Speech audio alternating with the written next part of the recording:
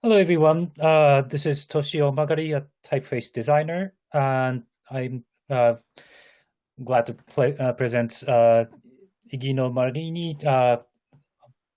He's an Italian, well, I guess, engineer by nature, and he turned his eyes to typography, well, and typeface design, specifically spacing and kerning, and he developed the system called iKern.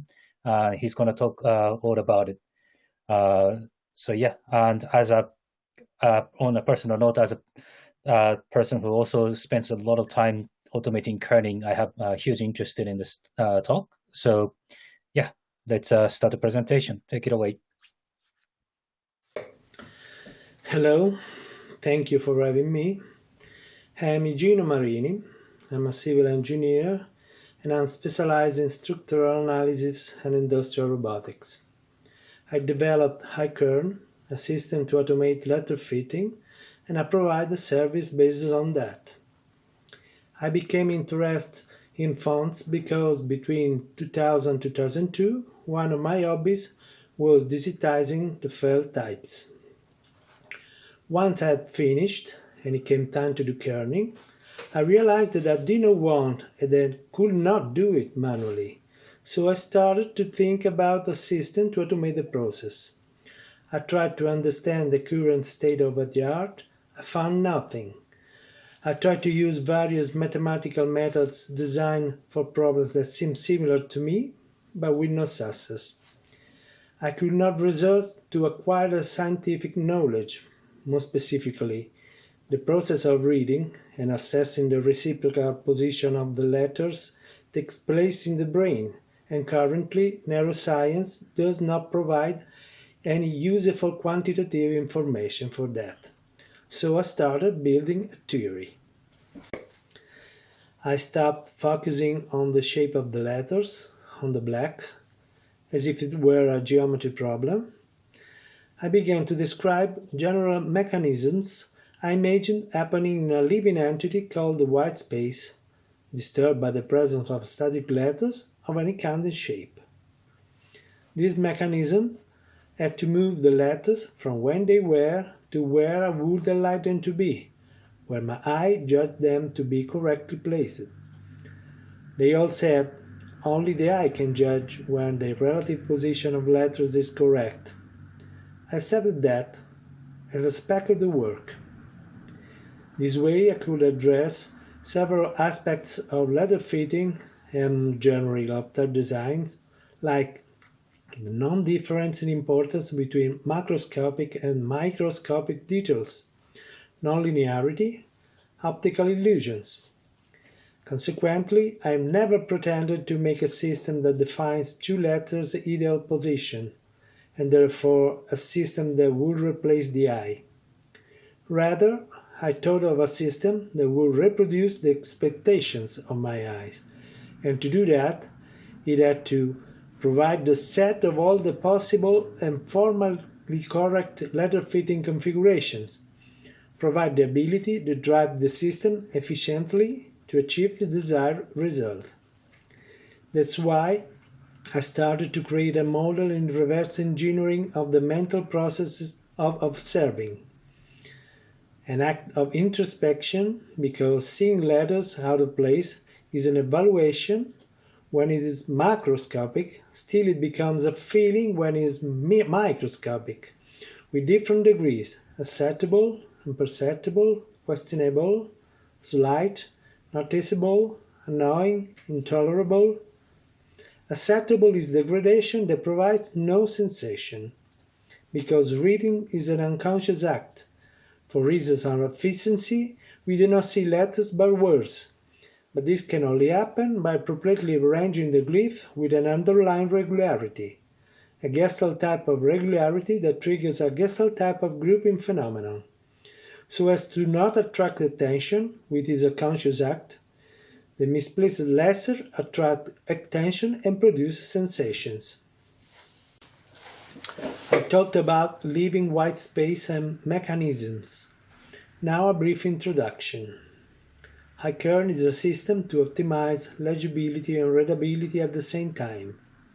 Legibility is separation of shapes. The glyphs remain recognizable. As a consequence, the white spaces have to keep the glyphs separated. Readability is equilibrium of shapes. Every glyph has to appear centered in the middle of neighboring glyphs. As a consequence, the white spaces have to seem homogeneous. It exposes two competing systems, one trying to optimize legibility, the other trying to optimize readability. The proximity model is a medium that acts like a nonlinear elastic body. It exposes forces acting in the Euclidean uniform space. The white space is subject to distortion. The A model describes a space whose inner fabric reorganizes to counterbalance and adapt to the boundary conditions, eventually not keeping any more uniform metric and isotropy.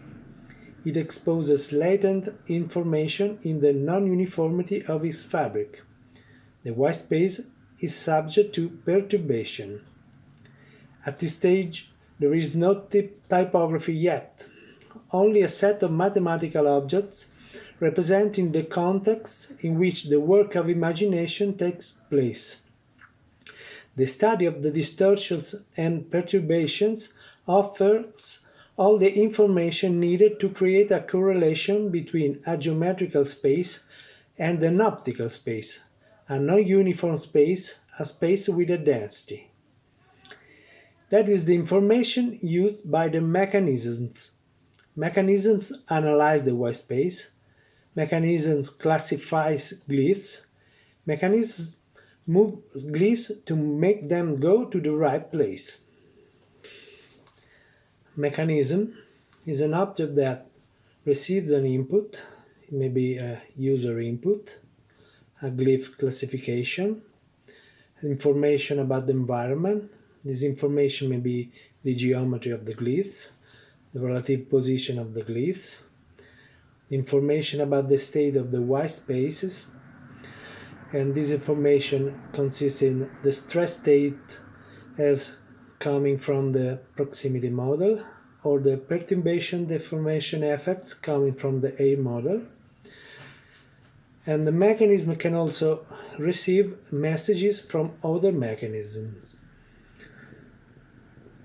A mechanism uses one or more algorithms that recognize the occurrence of the circumstances for which the mechanism is designed, that model the mechanism, and that define the consequent actions to explicate the mechanism, both actively by generating an output or passively modulating the functioning of other mechanisms or inhibiting the operation of other mechanisms.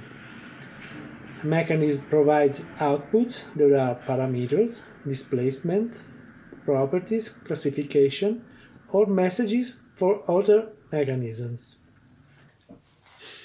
In a broad sense, we could also consider the proximity model and the A model as mechanisms, because they are responses to observation.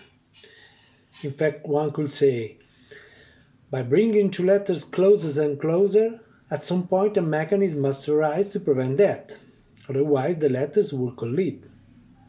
Or, by applying the proximity model, two letters are either too close or too far apart. A mechanism is needed to bring them closer together and move them farther apart. What's more, the models are fully in line with the previous schematic. These are first-level mechanisms.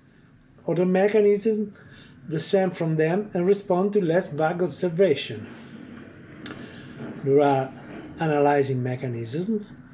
They identify properties of the white space in the portions of to the left and to the right.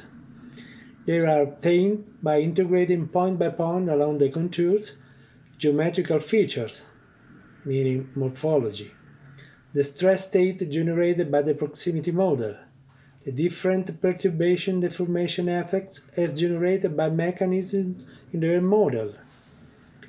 There are classification mechanisms. Classifications have to specialize the inner workings of the algorithms. They also serve to allow selective user input, meaning one can input certain parameters that only act on certain classes of glyphs. Classifications are referred to any side of the glyph, left or right. Input classifications are simplified representation of the inner classifications, acting on broad categories: central, when the interaction takes place in a central position to the glyph; diagonal, when the interaction takes place in an eccentric way; close, when small perturbation deformation happens in the white space; open, when the perturbation deformation is big. They also expose specific typical characteristics. There are 5 classes as input. The B class, central closed. The shapes are mostly convex or with small concavities. As typical characteristics, stem and curve. They do not correspond to a definition of anatomy. They are conceptual association between the model and the purpose. The B plus class is central open. The shapes are mostly with big air and low densities, and the specific typical characteristic is the positive penetrability. The positive penetrability is a property that defines how much a shape may allow its invasion in case of neutral or positive density state. Positive is lower than neutral. In the scheme, in the reports, you find the indication of the density in blue. HD class, high density, determined by the formation of high-density zones and inert zones. The typical characteristic is negative penetrability. That is a property that defines how much a shape may allow its invasion in case of negative density. Negative meaning greater than neutral. This is a consequence of creation of inert zones. It is shown in red in the lower right part of the reports. A class, diagonal closed, tendentially rectilinear outlines. The typical characteristic is aerial boundariness. In this case, even if the perturbation deformation remains minimal, nowadays some structure may emerge inside. Typically in epsilon-like shapes that represent a transition to higher deformation states. Aerial boundariness is the imaging mechanism that justifies to the eye the need of a slight increasing of amount of air. A plus, diagonal open, mostly discontinuous outlines. The typical characteristic is density boundariness. That is, when the perturbation deformation is so strong and eccentric that it is counterbalanced by a massive rarefaction of the white space in the opposite side of the contact, in so generating low density, it looks like as if the white is part of the glyphs. This mechanism is called density boundiness. Some mechanisms identify prototypical modes of mutual settlement between glyphs, and they modify the effect of the general balancing mechanism. A non-exhaustive example: penetration between open central glyphs with convex forms, sliding between closed diagonal glyphs and convex forms, balancing between diagonal glyphs. Some mechanisms identify more particular ways of settling, and which, once again, intervene by modifying the effect of the higher mechanisms. For example, near-contact sliding. In this case, due to near contact between glyph portions as induced by the proximity model, the local interaction provides indication that conflict with the global balance imposed by the A model.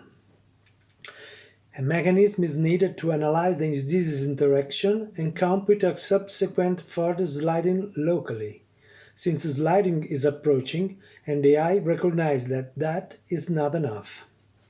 Similar case, but different, balancing between open and closed diagonal glyphs with inverse reaction.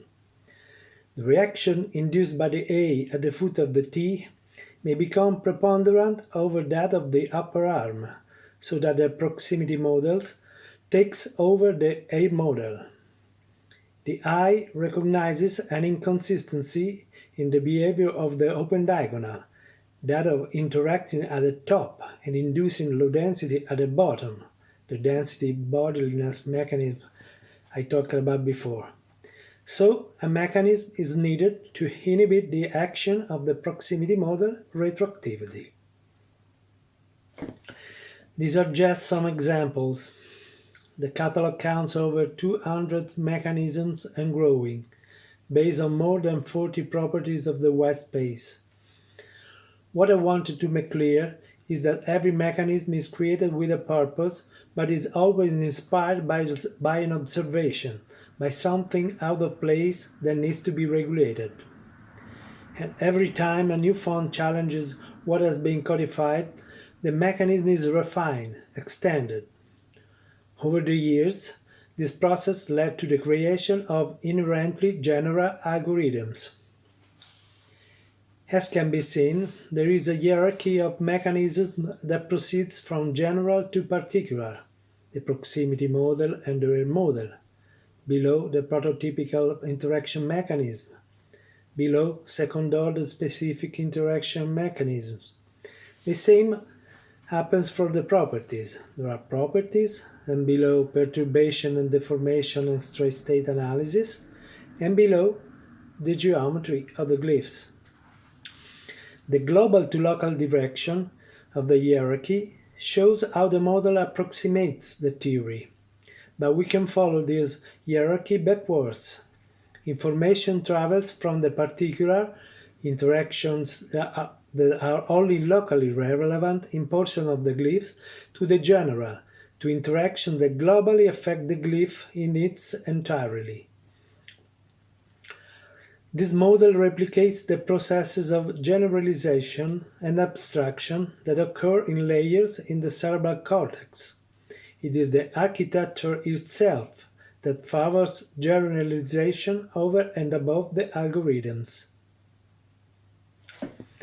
The values the mechanisms process or send to other mechanisms are combinations of different quantities, properties, inputs, and activation functions.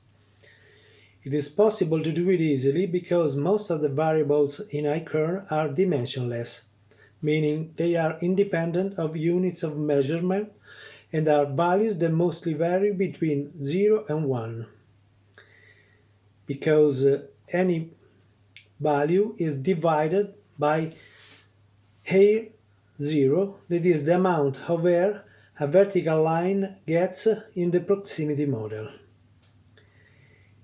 A0 is the minimal amount of air that each glyph can receive, and is a function of the input parameters, essentially the main parameters width, which represent the expected average distance between two glyphs. It means that the scaled values take into account the level of tightness intrinsically. User inputs affect classifications and mechanisms. Classifications affect mechanisms. Mechanisms affect classifications. Mechanisms affect other mechanisms. Everything is interconnected. The system calculates recursively and converts towards a result. One could say that the kernel architecture is a network of algorithms. A network with two levels of input, glyph contours and user input, and one level of output, the spacing and kerning values. As such, iKern is technically a so-called complex system. Complexity is not the opposite of simplicity, but the opposite of complication. If there is one, there is not the other. Complex systems are those systems, natural or artificial, that are more than the sum of their parts. Complexity science is a discipline, and as Wikipedia states, a complex system is a system composed of many components which may interact with each other. Complex systems are systems whose behavior is intrinsically difficult to model due to the dependencies, competitions, relationships, or other types of interaction between their parts or between a given system and its environment. What makes iKern a complex system is the network architecture, with included feedback loops, the competitive subsystems, the proximity model and the air model, the adaptation. The model changes behavior depending on the shapes it processes and depending on the level of tightness in which it operates. The nonlinearity in modeling and in internal relationships. The algorithms and the architecture of iKern are part of what I've learned about letter fitting distilled in the form of code. Impossible without a continuous source of new fonts and feedback coming from the service. A feedback ready to challenge what was considered acquired. The rest of what I learned is in my head in the form of experience. Thank you for listening.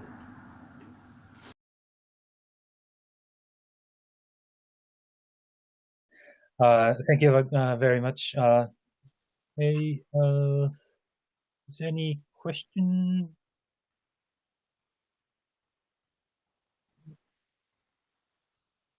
Okay, if there's no question, I would like to make a comment on when I was doing my this bubble current system, I realized, because in typeface design textbooks or teachings, they often say you have to you have to space your letters by looking at the area, looking at the air. But it is the proximity is often underrated, and that's something I realized when I was doing bubble current. And it was quite interesting that you have basically like the same air model and proximity model working together. That's I guess comment based on my understanding of it. So it was quite interesting. The fact is not only that there are two systems that works together, but the context is that there must be some flexibility inside the white space, and maybe bubble kern is somewhat rigid in this sense. Yeah, I intentionally left everything up to the designer's decision. I made everything very visible. Is a direct explication of the idea. There are boundaries that cannot be invaded, but it's not simply a matter of invading. It's also a matter of balancing. So I think this fact of using two competing systems, that is something that came up in a really casual way, not by design. Nothing started by design in this project. Essentially, anything came out doing experiments and seeing which experiments work well and recognizing a pattern in the experiments. And I remember the proto air model came out because when I began, I thought the proximity model was enough, and I tested. It worked well until some combination came out that could not be handled that way. Remember, the first time I set together an A and a V together, these two letters come near to touching. and it was unexpected to me. And so I thought, if anything works, but not for this, it means that this requires a completely different approach. And that day, their model was born after, Okay. say, a failure in the what I did before. Okay. I have lots of questions now. Okay. The first is there any design that iKern doesn't work well? Like, does it, I guess, have like a singular spacing strategy, or does it accept any kinds of spacing strategies? Any kind. Oh, okay. This is like you can consider it like a musical instrument, meaning that you can play it with your own style, because the parameters it acts on are highly selective. So when I change, for example, the amount of air around the stems, I change the relation between stems and rounds, for example. So there is a possibility of acting surgically. No, I don't know if the terms are correct, but on specific classes, let's say.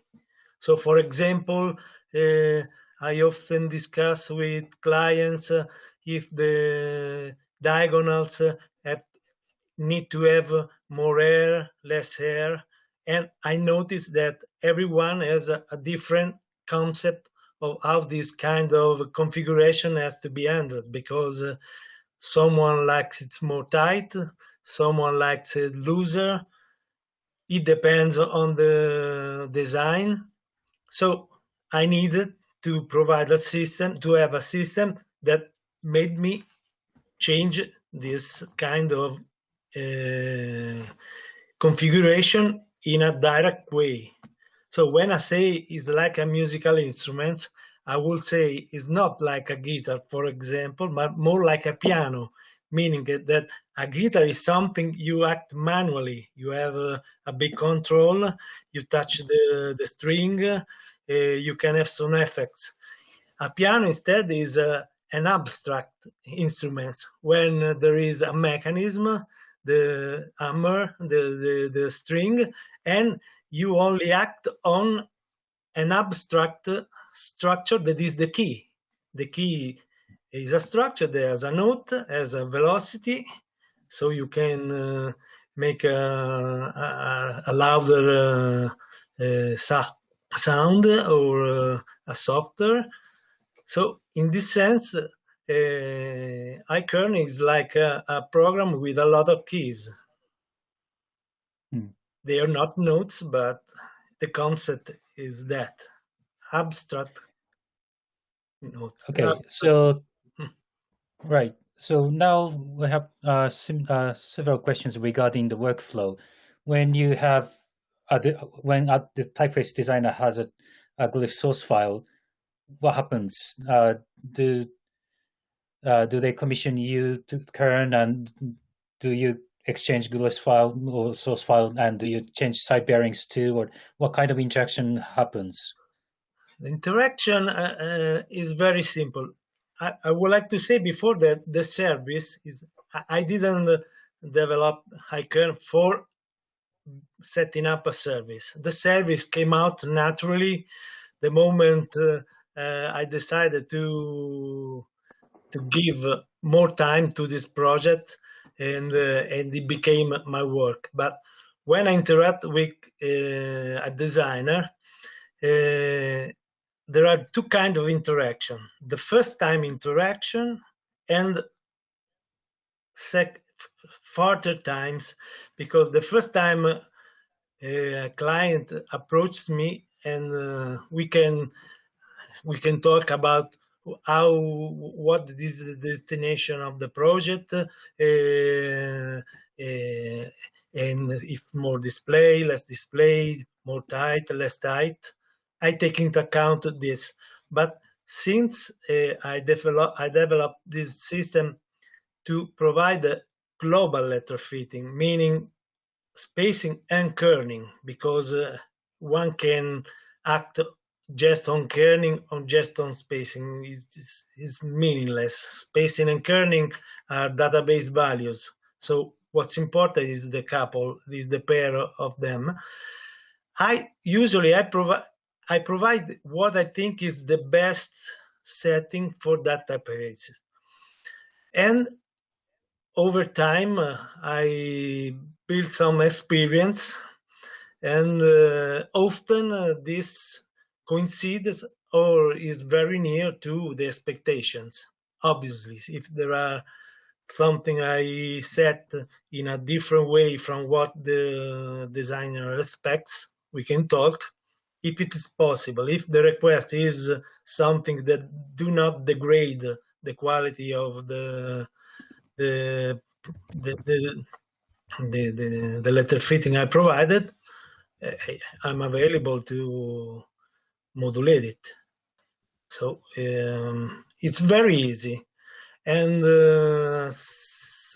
I have to say that over time, I think I'm trusted. So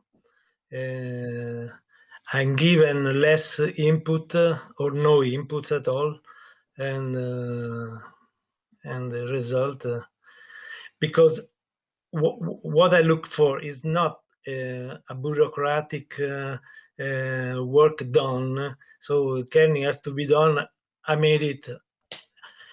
What the goal is to find that particular setting that resonates of light that makes the typeface shine. So if I see it, I think also the client see it. So usually there is a coincidence of interpretation of the results.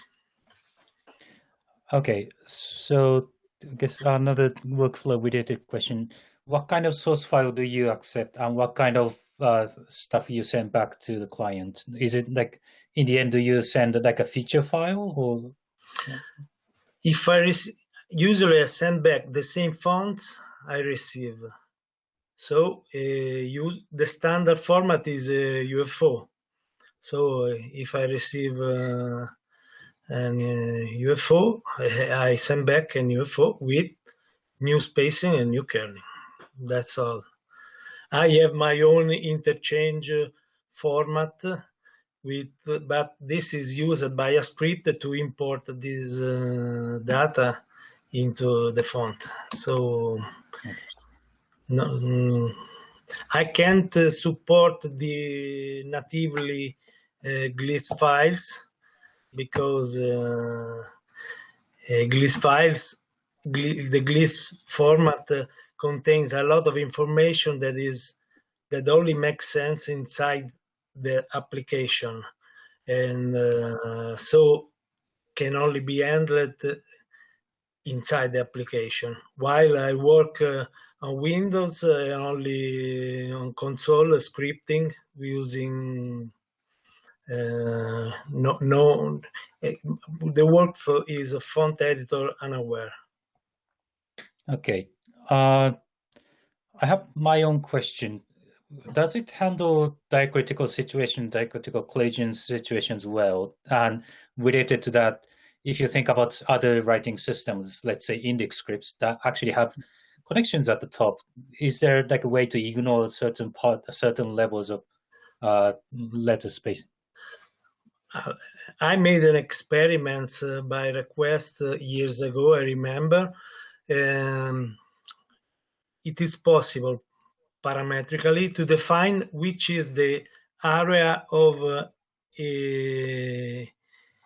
contact, the area of interaction, and which area is neutral.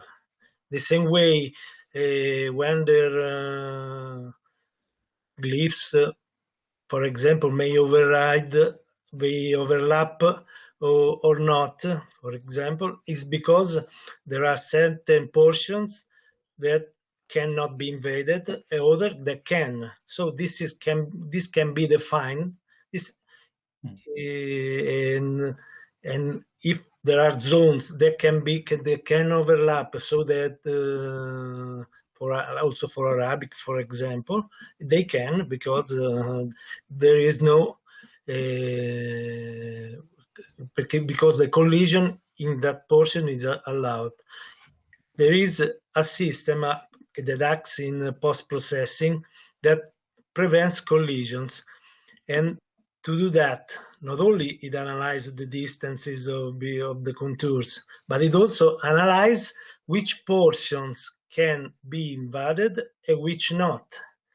And the entity of the contact may be modulated not only as a simple minimum distance, but also modulated by the sharpness of the contact, by the quality of the curve that is being invaded. So the certain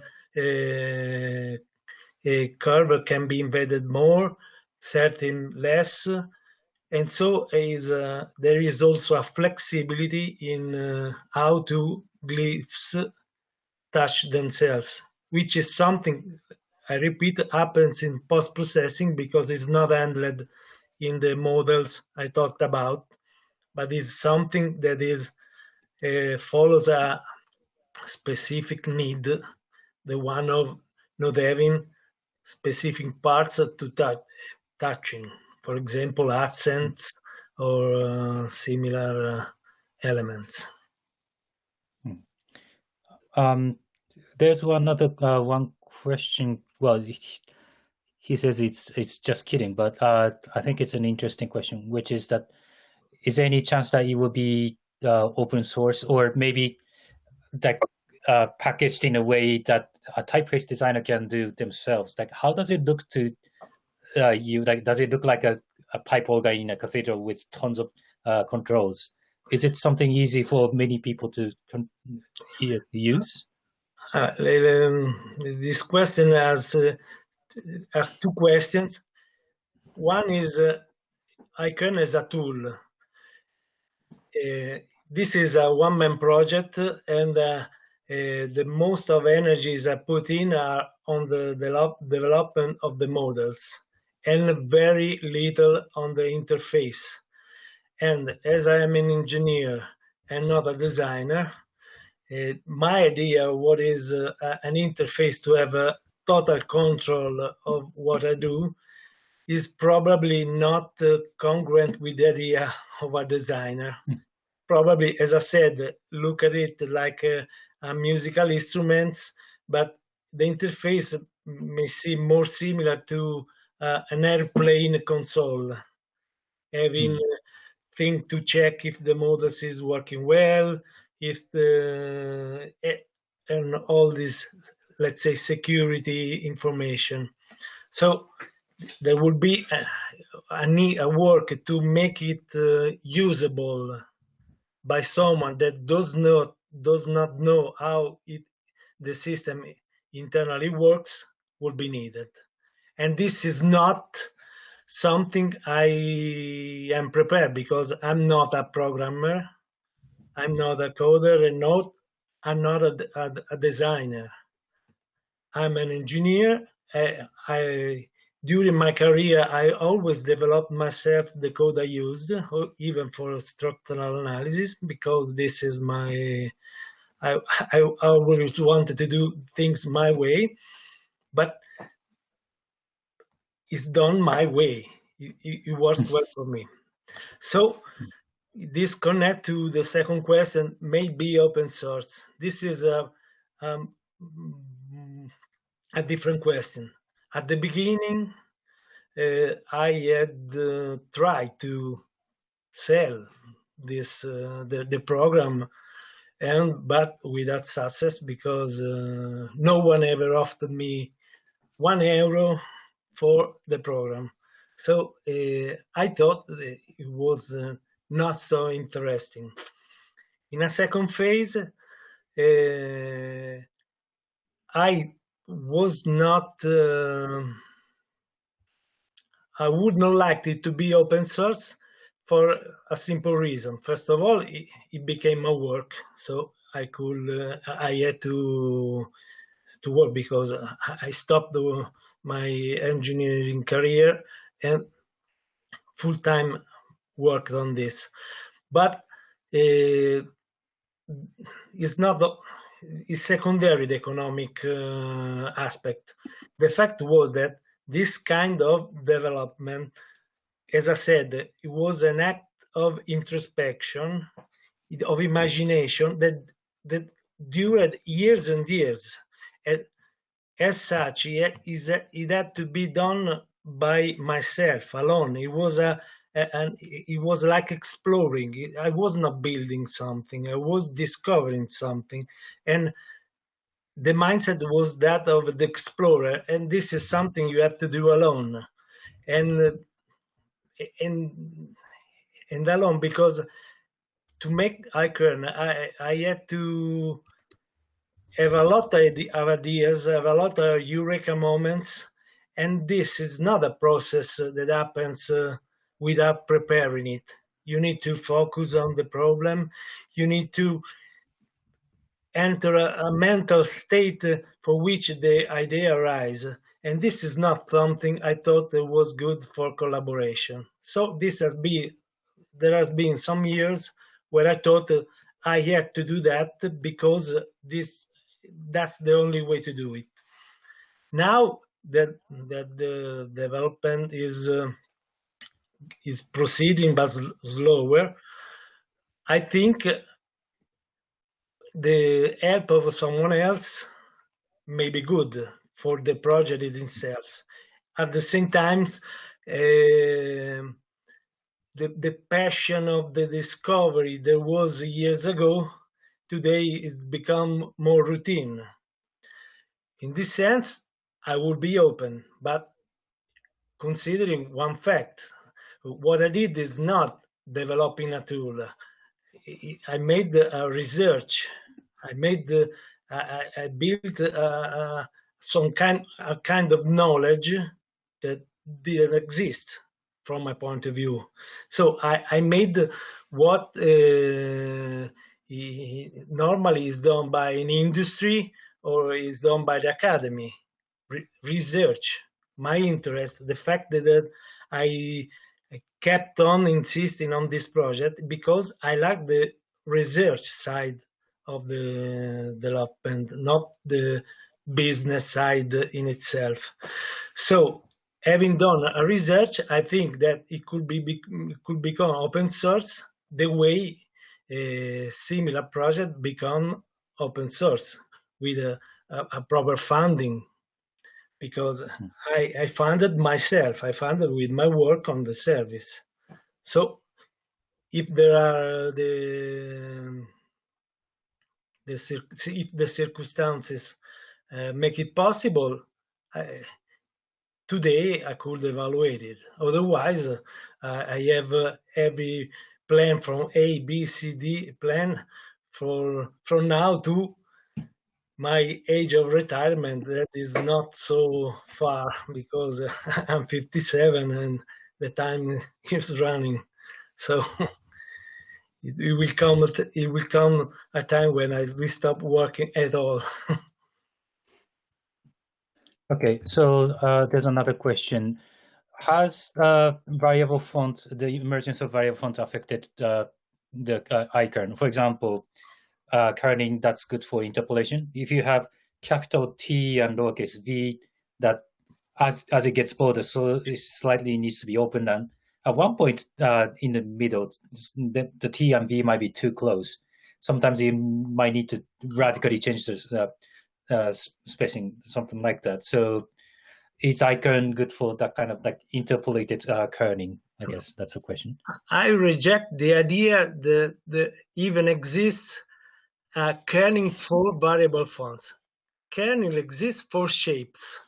Then, if tools that perform variability in fonts have to handle well this variability. This is my point, because the position between glyphs is determined by the shape. If shape vary, the kerning varies. I can provide this information, but the way it is implemented and injected into fonts is not typography is a format, and that's where that information has to be handled, in my opinion, because I consider letter fitting more of content. Is something that makes a typeface good or bad, independently of the shapes. But the way it is implemented into formats, this is a matter of the tools that actually compile the fonts. About variability is becoming complex because I think, my opinion, is because the fonts are described with contours with the database. The problem that I try to overcome with iKern is that one has to look at the real variables of the problem. Variable fonts have problems like the one you described because the format does not contain the information of morphology, for example, but just the contours. So the moment one adds variability to a format not conceived for variability, things like this happen. Usually there are workarounds for that. And I have to say, workarounds is a concept I learned when I began to work with fonts, because I never knew of a workaround culture where there is something that doesn't work. There is always a workaround to do stuff.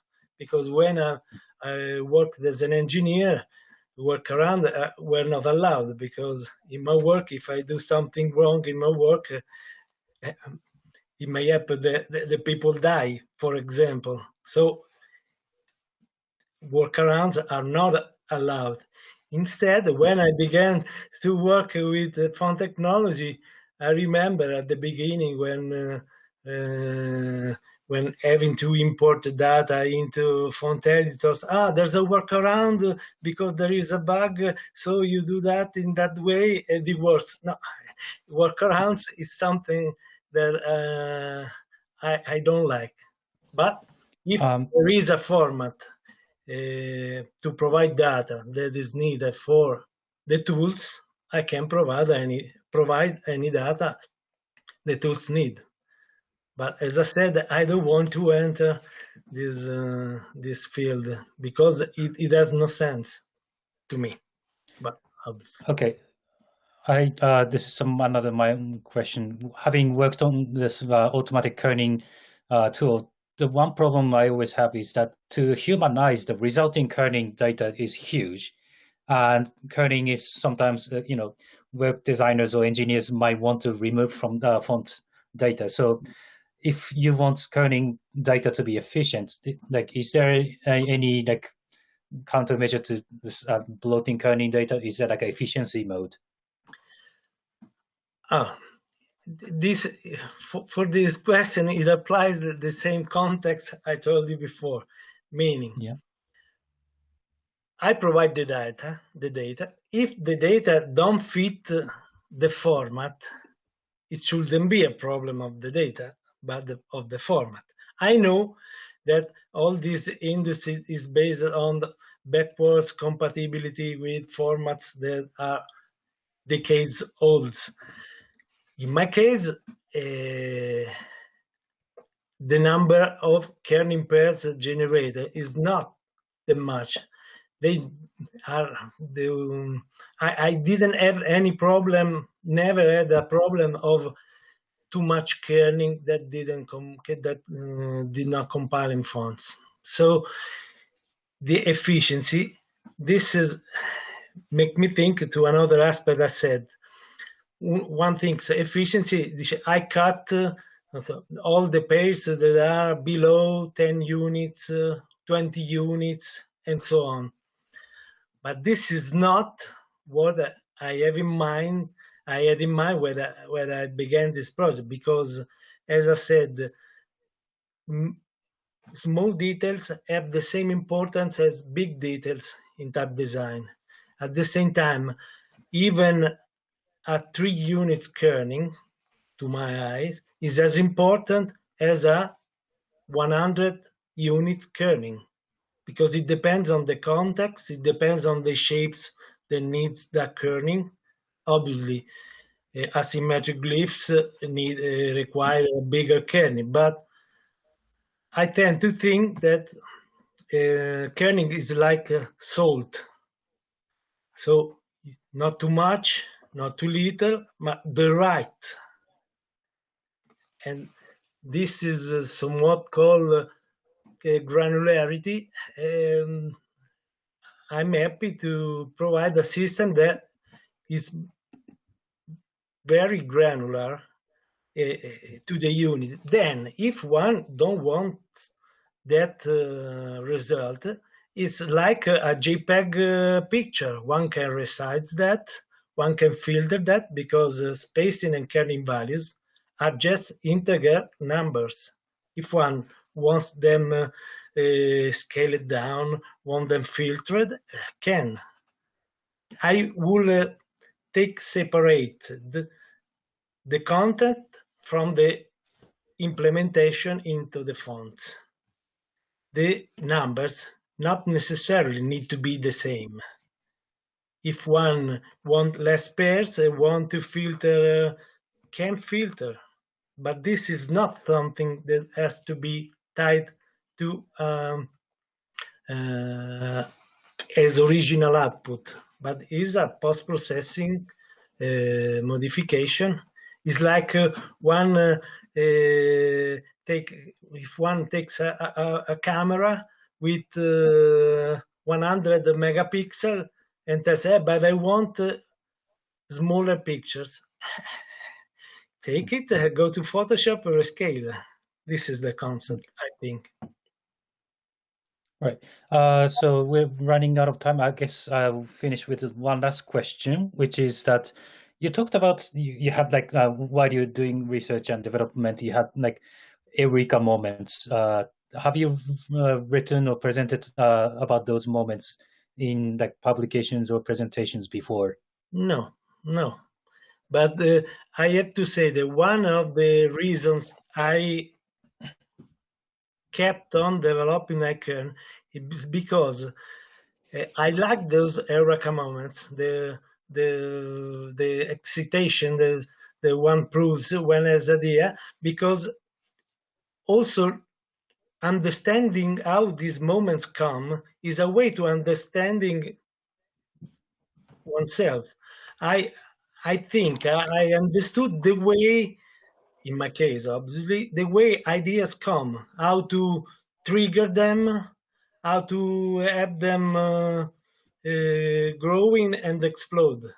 In my case, I think the formula to have eureka moments is focusing a lot on the idea, focusing a lot, and tiredness. When the mind becomes to lose control, really tired, it may happen that the imagination, the structure that grows in the brain as in form of model of imagination breaks down into pieces, and sometimes these pieces glue together in new forms.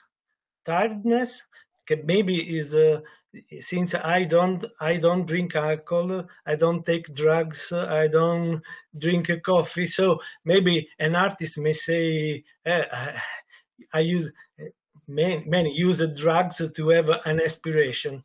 In my case, I cannot have as a resource an artificial substance. My substance is tiredness of mind after focusing and surprise. Sometimes surprise and tiredness are so strong that ideas get unstable and form another idea in a microsecond. This is my formula. Surprise, and that's why the development has been made mostly by experiments, sometimes meaningless experiments, but experiments that put together some data and gave other data that, while recognizing a pattern in them, change the way of seeing the problem. That's so Eureka moments. Everybody has its own way of proceeding. I think this experience has been useful for that. Okay. Thank you very much again. There's a lot to digest and lots to still talk about. So we would like to close this talk. If anybody wants to continue the chat, there's a Hangout room open, so we can move on there. So thank you again very much, Igino, for very inspiring talk. So thank you again. Thanks everyone for listening. Yeah. Thank you. All right. Bye.